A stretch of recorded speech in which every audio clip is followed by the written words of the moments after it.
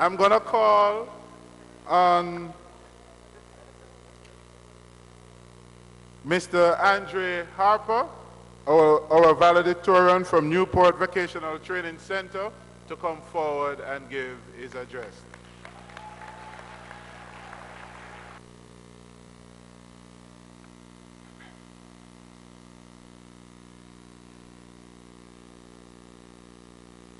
Up, up, you mighty race. You can accomplish what you will.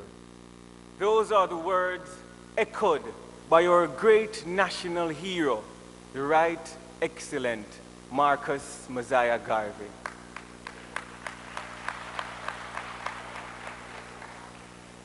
To our guest speaker, Dr. Wayne Wesley.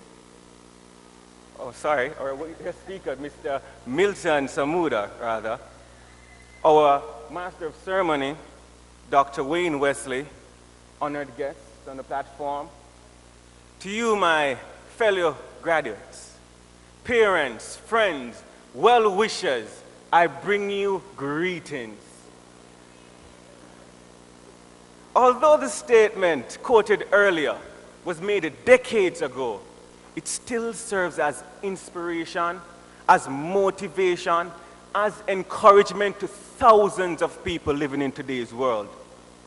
Graduates, this statement, this phrase can be a life-changing moment. Taking a firm grip of all the skills, all the attitudes, all of the experiences that have deemed us competent by the Hartrust National Training Agency, and applying them both to the national and international workforce. It is possible, as the Bible went on to prove this in Philippians 4, verse 13, I can do all things through. It is with unquenchable joy and unqualified honor that I humbly represent this outstanding batch of graduates, 2008-2009.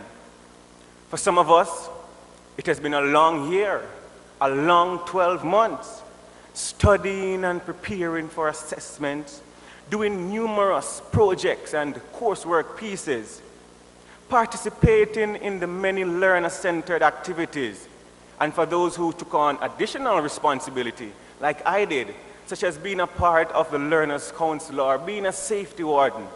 Boy, it was tough. Sometimes we felt as if we should just stay home for a day or two and put our minds at ease. But as old-time people used to say, if you want good, and indeed, the training we have received, which is nothing less than dynamic, up-to-date, relevant, and thorough, has created certified individuals at world-class standards, satisfying the labor market demands. I will sure you will agree with me that it was a journey well spent. Our interests and abilities were stimulated with consistent exposure to a wide repertoire of knowledge and skills that serve the purpose of getting us ready to function in the real world, the world of work. Do terms like unit competency, assessment, competency standards, employability skills, and core values ring a bell?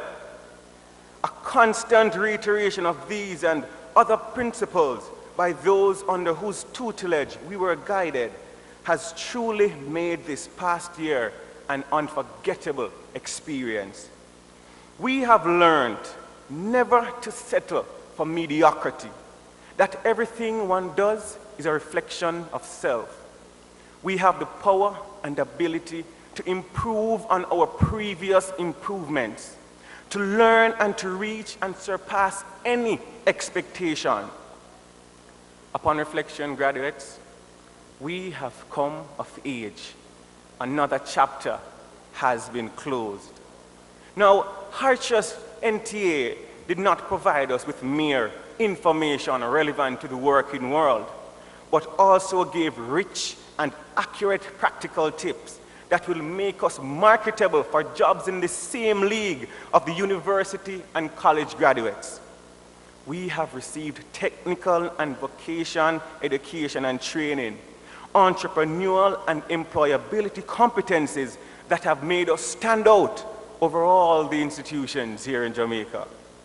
As such, we must laud the key contributors and encourage them to never yield in oiling and refueling this employment factory which produces outstanding employees. I make reference to none other than our instructors who continue to pursue this great feat wholeheartedly. And though we as learners might have made it a little difficult at times by not doing our assignments or time or disrupting classes, or even worse, failing assessments, still, you tarried with us and surmounted all these challenges. We have learned, we have been trained, we are now ready to shine and take our place in the globalized working environment with pride, resilience, and quality. It is a connection that we will have forever. But how could we forget the generous hospitality we received, especially from the cafeteria staff? Remember the tantalizing aroma that filled the cafeterias as the warm cooked lunches were being served? You remember? As we sat and chatted with our friends, and as we knifed and forked the curry chicken, rice and peas, and spooned the soup, the warm, delicious, and nutritious lunches served afforded us the mental and physical drive to consume all the skills and qualities disseminated. We have not forgotten about our administrative workers who made sure that our requests at the offices were met. Our admissions and assessment monitoring officers who drove fear in our hearts whenever the statements of competencies were to be issued. Our career development officers who guided us on our different career paths. Our heads of section and ancillary workers, our hearts go out to you. And at the helm of it all, our managers, our parents, our friends, the persons that have been entrusted with this great responsibility of governing these noble institutions, which indeed have become homes away from our homes. We salute you all. Now, life at Heart was fun in the sun. It created an avenue for athletic drama, competitions, and talent exposition. We had a chance to jump, cheer, scream, laugh. We went beyond the ordinary. Do you remember those fun-filled concerts?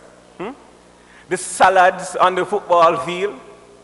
Striking those 4s and 6s in a fun game of cricket? Remember the netball matches? Or even dropping the baton in the relays and coming in last on the track? Those were the good old days.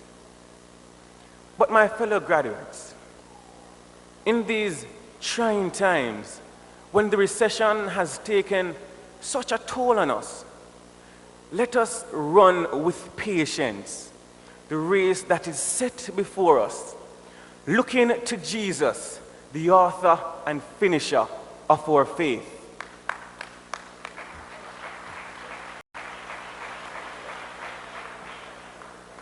Now, it is going to be difficult. It is not going to be easy for many of us, but we have been equipped with the requisite knowledge, technical and critical employability skills needed to survive. So keep this momentum. Let us use the core values as our yardstick, sweeten with learning, creativity, and innovation, season with partnership and teamwork, laced with quality, and serve always with excellent customer satisfaction. And as I take my seat, Marcus Garvey went on to say, God and nature first made us what we are. And then out of our own created genius, we make ourselves what we want to be. Follow always that great law. Let the sky and God be our limit, and eternity our measurement. I want you to look to your neighbor, male or female, look to your person beside you, and I want you to tell them this. Are you looking? I'm not seeing any movements. I am going to be different. I am going to make the difference. I am going to succeed. I am going to be happy. Now this is serious. Turn to the other neighbor and repeat, say it again. I am going to be different. I am going to make the difference. I am going to succeed. And I am going to be happy. I thank you all. Have a fantastic afternoon.